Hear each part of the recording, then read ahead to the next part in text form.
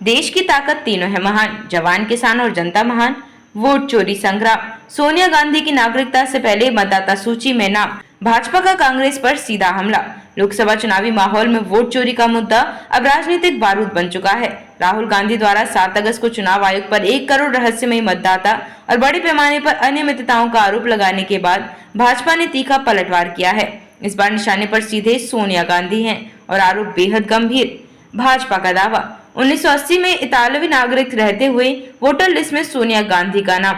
केंद्रीय मंत्री अनुराग ठाकुर और भाजपा आईटी सेल प्रमुख अमित मालवीय ने बुधवार को प्रेस कॉन्फ्रेंस कर कांग्रेस पर फर्जी वोटर राजनीति का आरोप लगाया। मालवीय ने दावा किया कि 1980 में सोनिया गांधी का नाम नई दिल्ली संसदीय क्षेत्र की मतदाता सूची में दर्ज किया गया था, जबकि वह उस समय भारतीय नागरिक नहीं थी, बल्कि उनके पास इतालवी पासपोर्ट था। यह नाम तत्कालीन प्रधानमंत्री इंदिरा गांधी के सरकारी आवास 1 सफदरगंज रोड पर दर्ज था और गांधी परिवार के अन्य सदस्यों के साथ वोटर लिस्ट में दिख रहा था।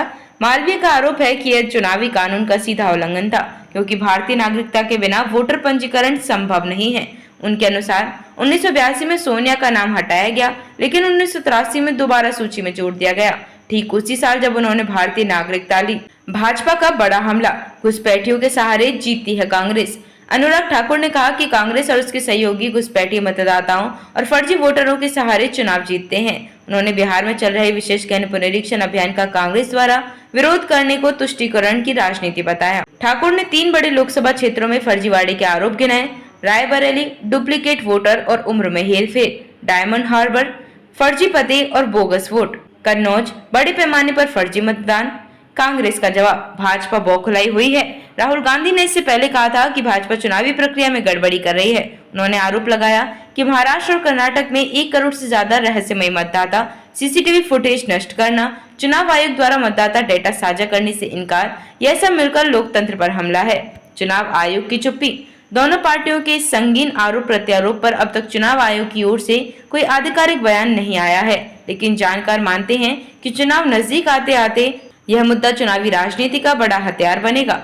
ऐतिहासिक पृष्ठभूमि, सोनिया गांधी 1968 में राजीव गांधी से विवाह के बाद भारत आई।